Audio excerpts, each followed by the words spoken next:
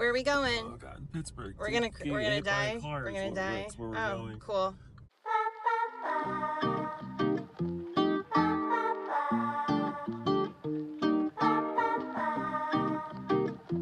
Hi friends, and welcome back to another vlog, another yarn crawl actually, this time out in Pittsburgh, Pennsylvania, which is across the state from where we live. Our first stop was at Kathy's Creations, and this was a fantastic stop for coming into the city and just getting a feel for what the yarn crawl was meant to be. You know, when you're checking out new yarn shops, you're never really sure what to expect. They tend to run the gamut.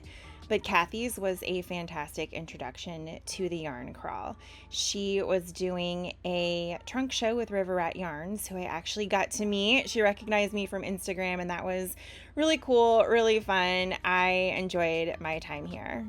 Next on our stop was Rags, and truth be told, we thought we were lost about 5 times on our way here. It does sort of feel like it's out in the middle of nowhere outside of Pittsburgh, and I'm pretty sure it's in an old house, but that really lends to its charm. This was one of my favorite stops on the entire trip. They had not only knitting supplies, but a lot of additional knitting related tchotchkes that I couldn't pull myself away from. I actually ended up getting a pair of black cat earrings to pay homage to my little familiar Mowgli, but on top of all of that, she dyes her own yarns, so there were some unique selections there as well, plus a bunch of fiber. So I really enjoyed my time here.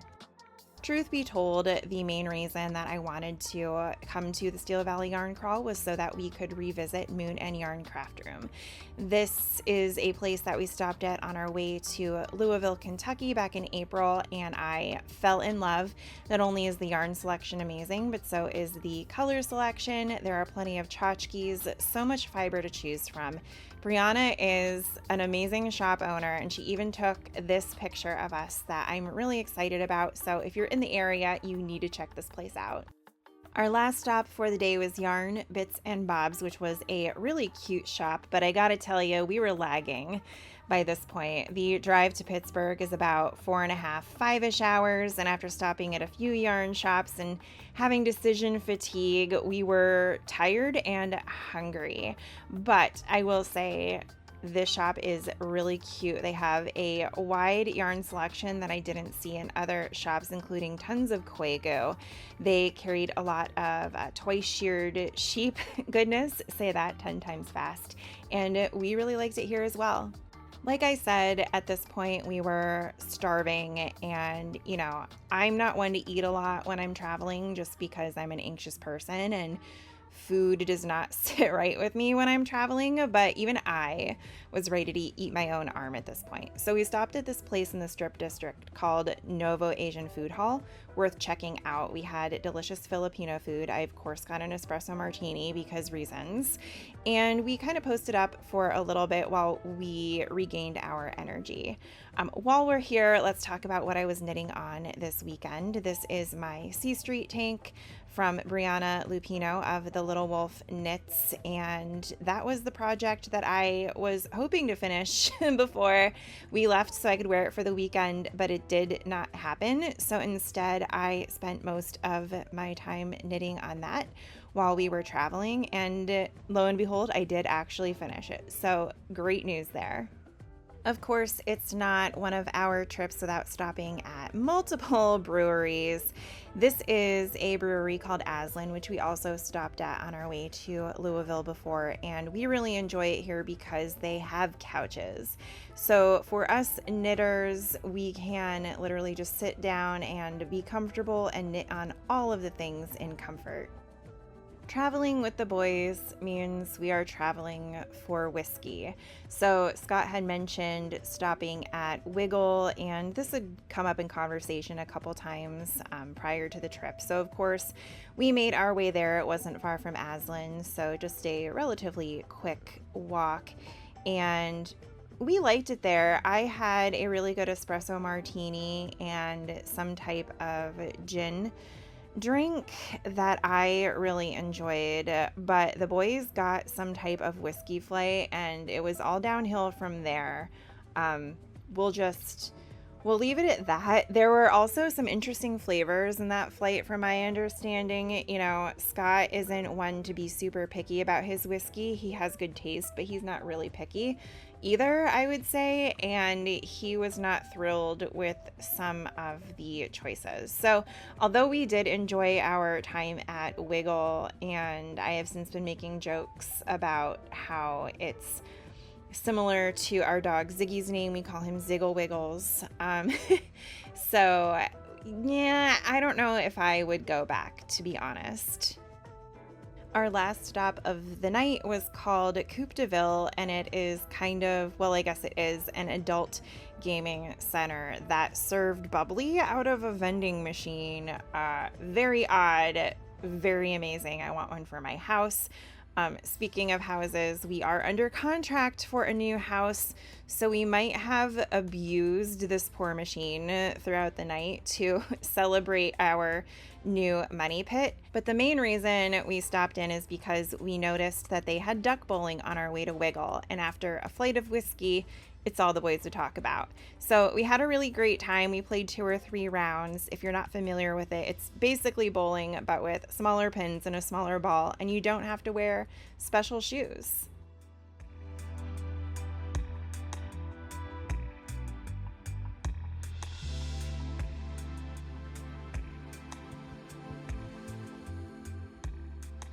Day 2 started off really strong with our first stop being Sewickley Yarns.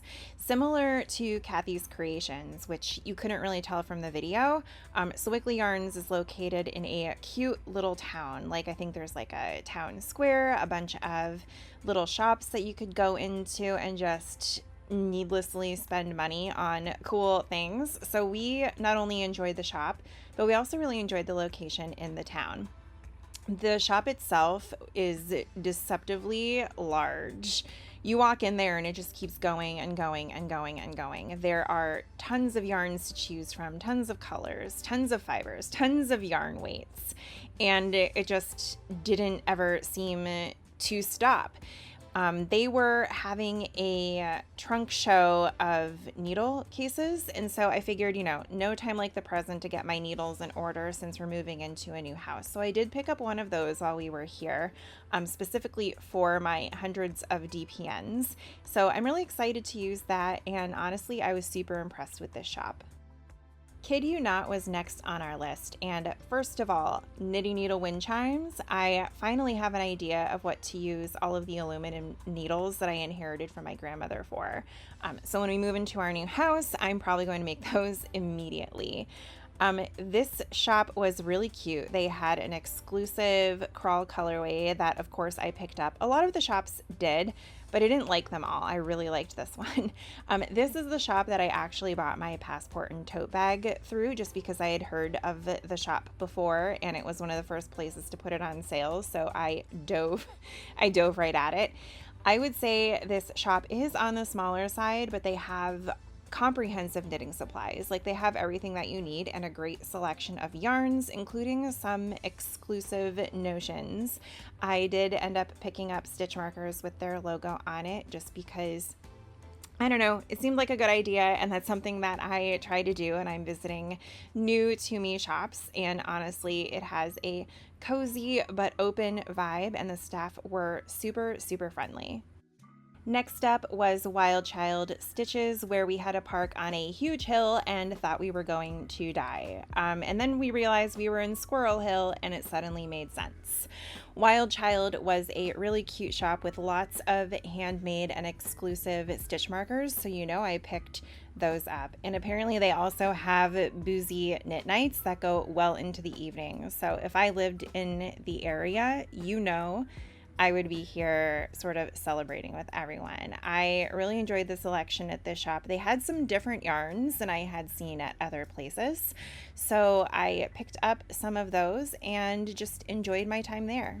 Our last yarn shop of the trip was Mick Walker Yarns, and I don't know how to explain just how exhausting buying yarn can be, but again, at this point, we were famished. I was ready to eat the yarn for more than one reason. But This was a great place to end the trip because the variety, the colorways, the yarn selection, they had more than I could have asked for. The amount of stuff they have crammed, and not in a sloppy way, but just the amount of stuff they have crammed in this shop, like the whole shop is just eye candy.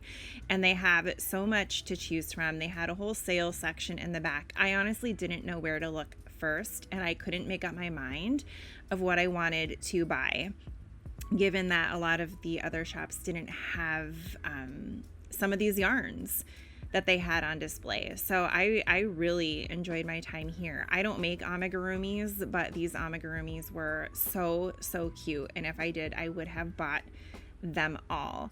But just a very colorful, cozy shop. Again, super friendly staff. This is another place that I would frequent if I lived in the area, and I would highly recommend it.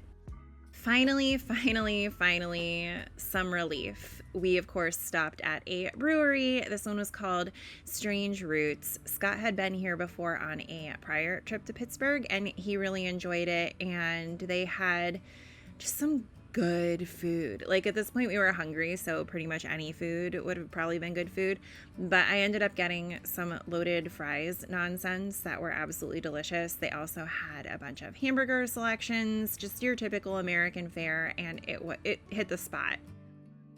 Our next stop was another brewery Scott had been to before and really enjoyed. This place was called Grist House, and we had a good time while we were there. It was a nice place to post up for a while, relax, got some knitting done, and they had a bunch of TVs, so we were able to watch the Olympics.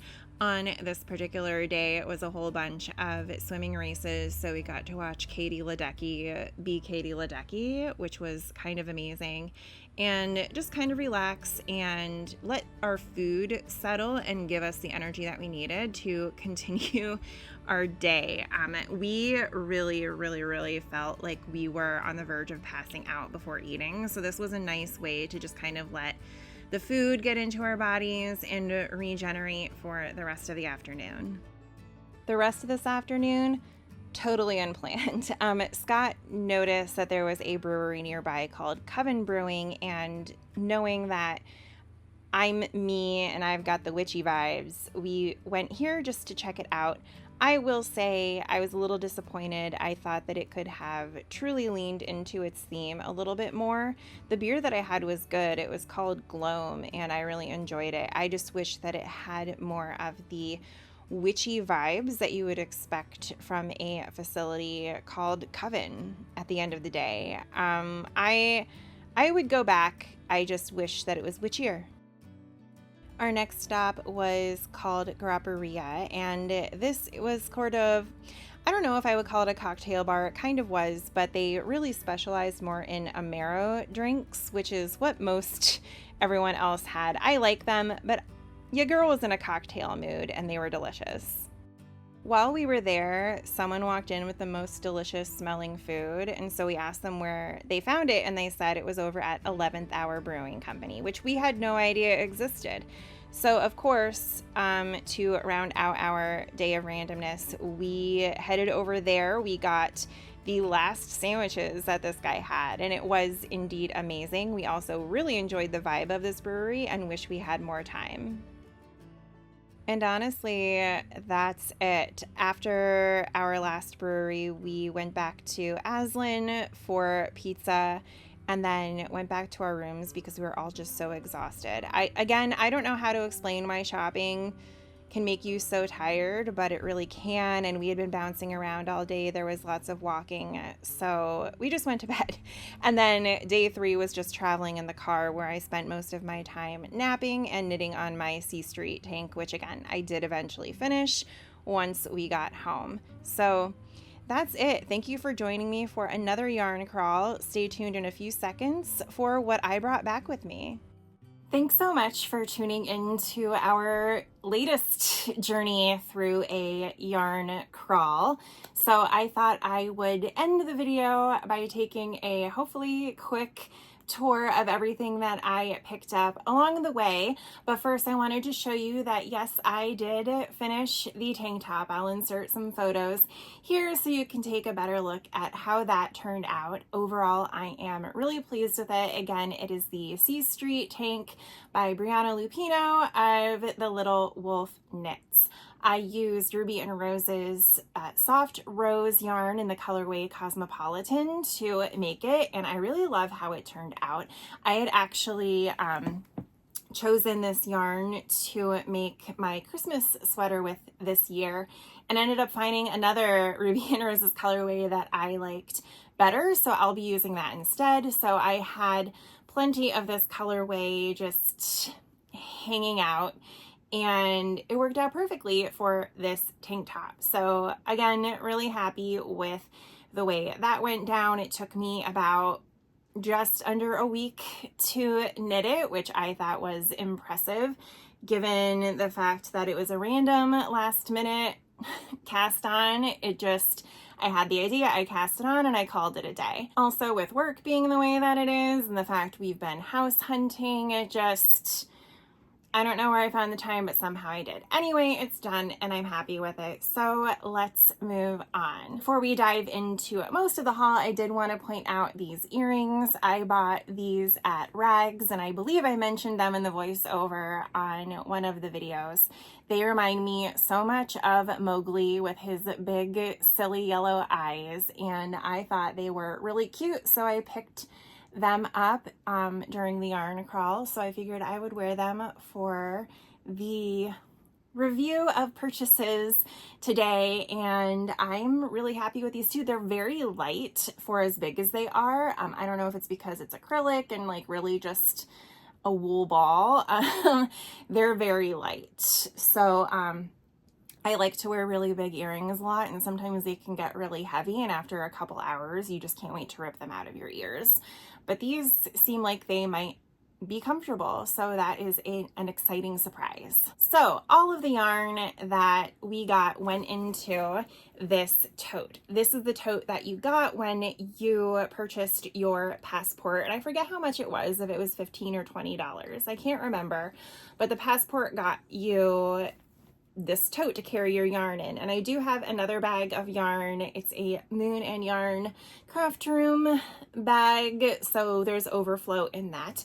But let's start with what I have in the official tote. I mentioned this in the yarn shop visits, but the one shop was doing a trunk show of Works needle cases, and so this is the one that I got to house my DPNs. They came in a variety of sizes. I chose the one that holds 32 sets of DPNs because, you know me, I much prefer knitting anything in the round on DPNs, unless it's something like a sweater or something like that. But like socks, crown decreases on hats, all of that stuff, even sleeves if I have to, I prefer to use DPNs, and so I just have a ton of them laying around. And what with moving and trying to organize a new craft room space and all that stuff, I figured, you know, might as well get a case to organize them in. So I'm pretty happy with this. I'm excited to try it out. Works is based in Millerton, New York. This is what the case looks like, and then you have the wraparound band thingy. And then this is what it looks like on the inside. So plenty of space to house all of your needle supplies. They had ones for all different needles too, so not only different sizes but different purposes. So they had ones for circulars, they had ones for straight needles. I don't have a lot of straight needles. I do have a lot of circulars, but I already have a way that I prefer to store them. So I thought this would just be worth picking up. Then I got one of these twice sheared sheep sock rulers.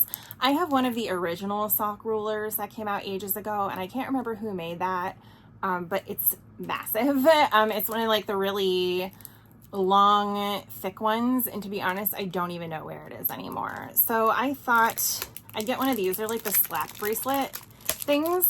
So I thought I would get one of these just because specifically for socks, you can just shove it down into the toe, or just it makes it easier to measure the socks that you're making for other people. I pretty much have mine down to a T, and I don't mind trying my socks on, but when I'm making them for other people, I try to not do that if I can, just because I personally think it's a little gross, but I realize I am a special type of person.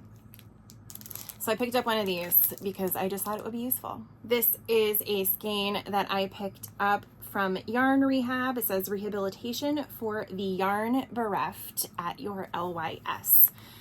This is Meadowcroft Dye Works. This colorway is called Falling Water, and according to the tag, I picked this up at Sewickley Yarns. It is 100 grams of fingering weight, 100% superwash merino, and it is absolutely beautiful. I think this might have been kind of an impulse buy, like I walked by it and said, ooh, that wants to live with me, and so now it does. This one is Me and You, hand dyed in Pittsburgh, Pennsylvania, exclusively for Kid You Not, and this was in the exclusive crawl colorway, which apparently I cannot say. And the colorway is Lake House. This is U Bamboo, 80% superwash merino, 20% bamboo, and it is very soft. I definitely was holding on to it for a while in the store, debating if I wanted it, because again, this is the type of thing that's not in my usual palette, but is very beautiful regardless. And if I don't make something for me out of it, then definitely something for one of the guys in my family at some point. I think they'll enjoy this too, and it's going to be luscious to work with. This is a skein of Neighborhood Fiber Company that I picked up at Sewickley Yarns. The color is Andes Maryland, and it is the Studio Worsted weight, 100% organic merino. And it is very pretty, and I think now that I'm learning that kind of pastels are in my palette, maybe I make something that I keep close to my face.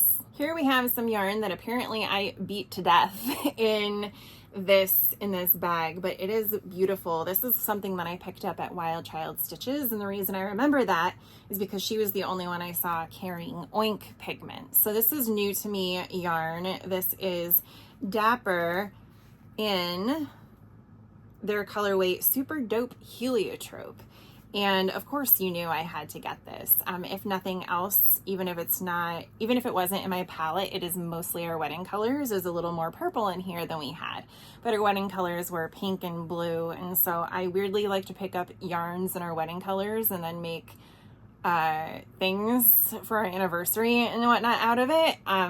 And then it matches some of the wedding displays in our house. So I'm just automatically drawn to this type of colorway, and I'm really looking forward to knitting with it. Here is Cesium yarn, and this is Super Trooper Merino sock. It's 75/25 superwash merino nylon, and I picked this up at their trunk show at Moon and Yarn Craft Room. It is absolutely beautiful. I think I had 5 different skeins of their yarn in my hands at one point, but since we have to put down like a ton of money on a down payment for a house, I was like, I'm going to rein myself in. Sadly, this is reining myself in. And I ended up with this colorway, which is absolutely gorgeous. And I don't know what I'm going to do with any of this stuff yet, but since it has nylon in it, this is probably going to end up becoming a gorgeous pair of socks. Not only did they have gorgeous yarns, but they also had gorgeous fiber. So now that I spin like once a week, I want to spin all the things. And so I bought a lot of fiber on this trip, and this is beautiful. This is Enchanted Village. It's Shiniko top fiber, 100% superwash Shiniko fiber, 4 ounces, and it is lovely. I can't even begin to imagine how this is going to spin up because I'm still very much a novice, and everything that I have spun so far looks way different than I would have anticipated, which is generally fine with me. I just have no idea what to expect, and I love every minute of that. This is new to me yarn, and I'm really pumped about this one. I don't know what pattern I'm going to make with it, but it's definitely going to be some type of gradient sparkly shawl. This is called I don't even know, something that's made in Italy. If I move the label, I can read it. This is, I I don't know. It's Londonord. Someone help me. Tell me how to speak another language in the comments. Londonord Poema Glitter Luxury line. And this is colorway 605. Real unique there. But they had a bunch of this yarn kind of right when you walked into the store at McWalker, I believe I found this one in. And I couldn't look away. There was another one there that had like gorgeous blues, like sky blues and some purples and things like that, which I would normally gravitate to, but for whatever reason, this one was calling my name. And I think it's because it's the combination of like the blush pink and the peaches. For whatever reason, I'm getting really into like peaches and oranges right now. Just wait until you see some of this other yarn that I got. I'm really into this stuff right now. So yeah, like I said, I don't know what pattern I'm going to make out of this, but I have the idea of making a really nice lightweight gradient shawl of some kind. So I need to go check that out. There's a lot of yarn in here, or at least it feels like there is. So really pumped about that. More fiber because reasons. This is Sweet Georgia BFL silk called Spring Fling, which is lovely. Again, more into like the golds and sort of, I don't know if you'd say there is some like peachy stuff in here. Purples.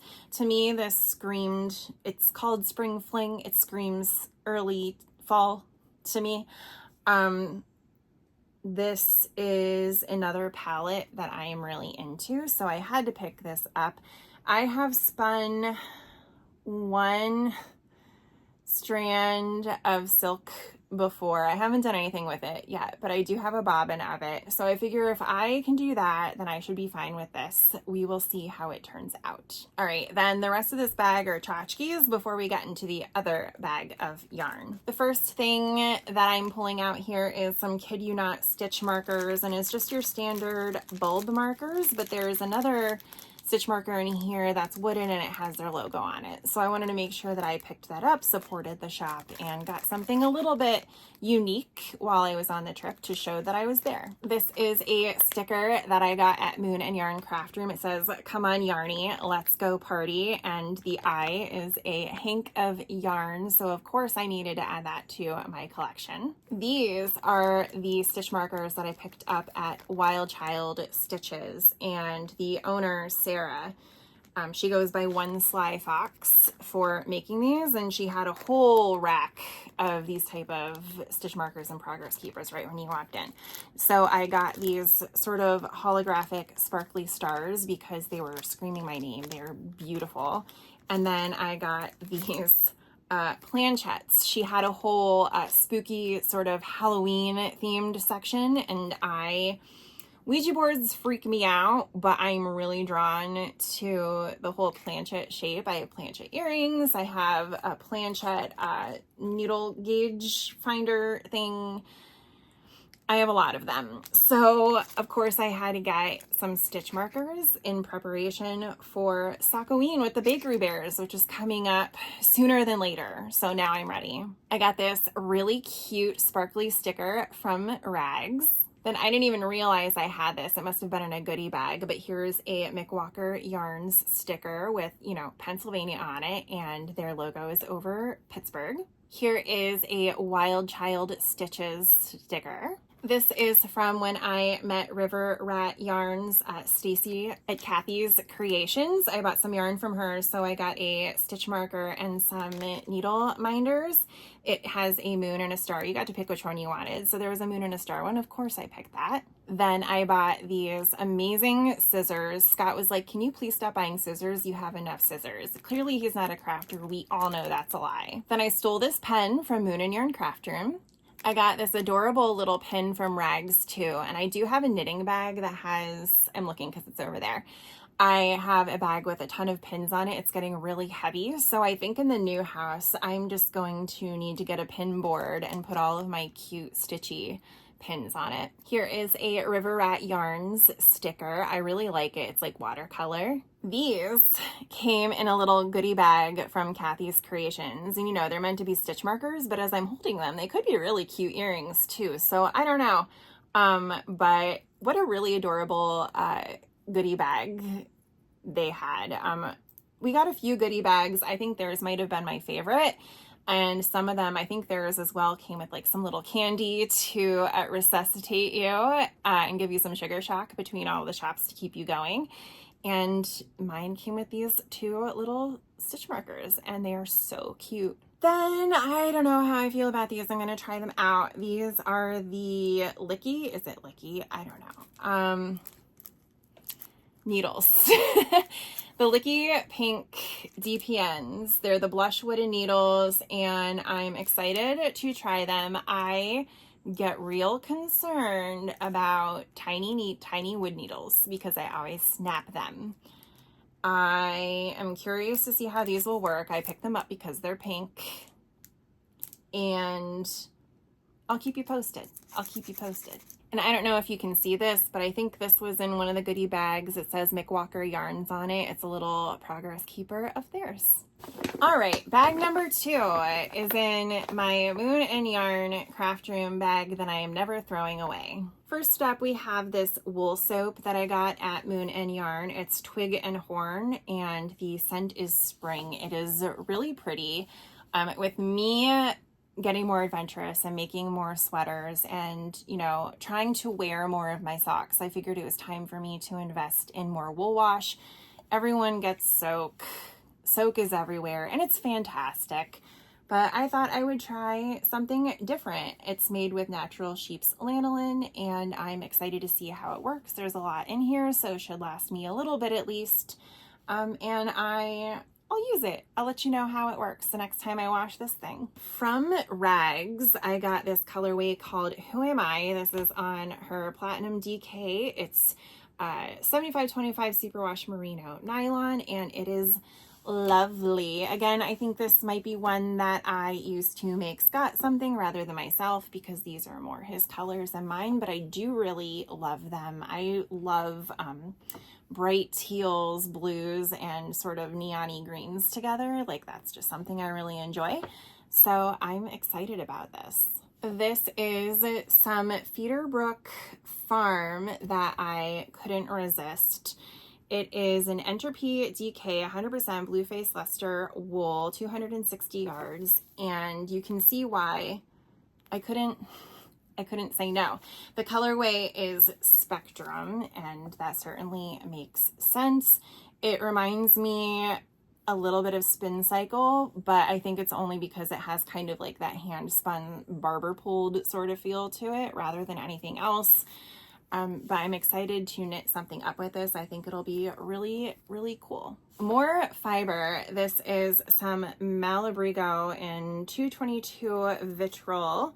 This is Cloud, which I think is what they call all of their fiber. I could be wrong. But it's 100% superwash merino wool, and it is lovely. Again, something a little different than my usual fare. I kind of really like how they package this because I do think that I am a braid type of girly pop, and this is still a braid, but it's packaged in a condensed format. And I've heard that that's not good for the fiber. You really want it to air out and stay fluffy. So I don't know, but I personally like it, so we're gonna roll with it.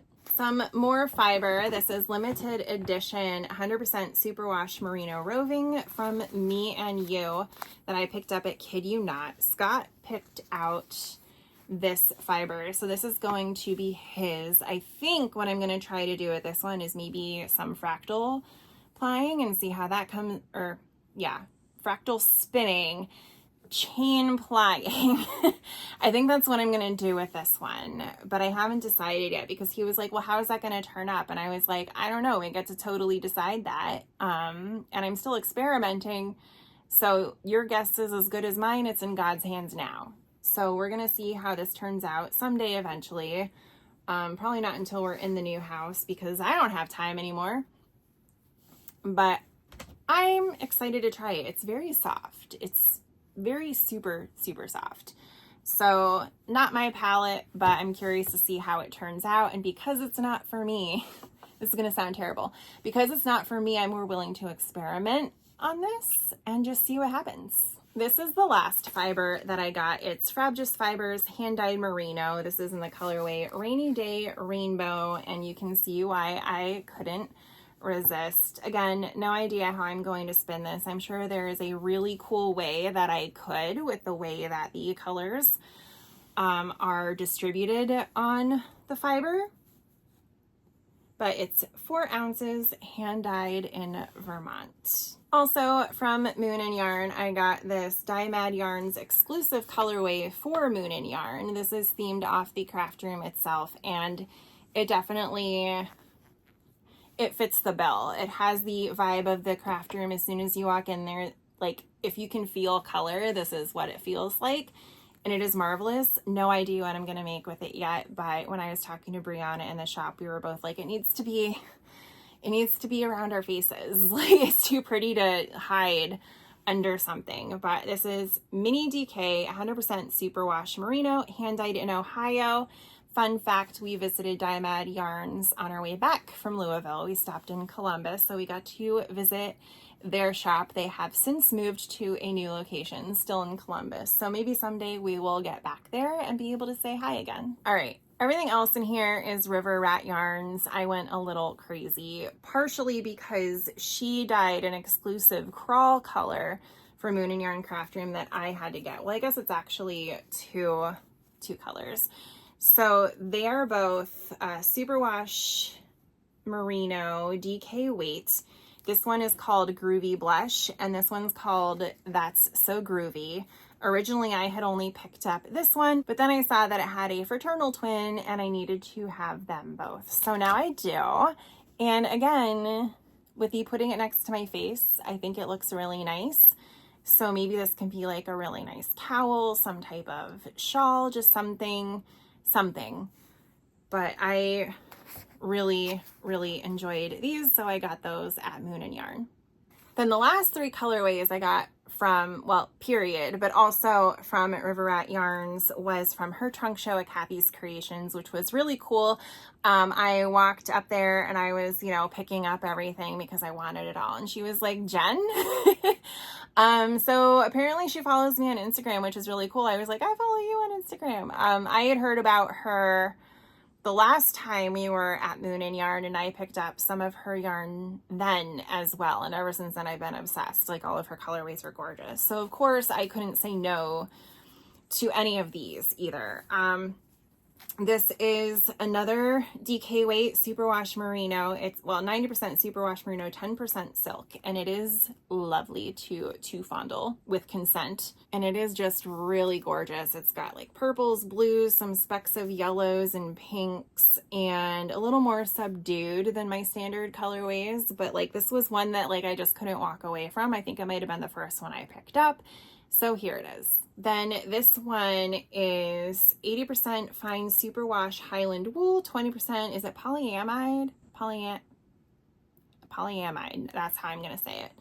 So this is 100 grams and it is beautiful and it reminds me of sunsets. And if you know the type of projects I've been working with lately, then you know that for whatever reason I am obsessed with colors that are like sunrise, sunsets, things like that. I don't know what's going on with me, but again, with like the peachy golds.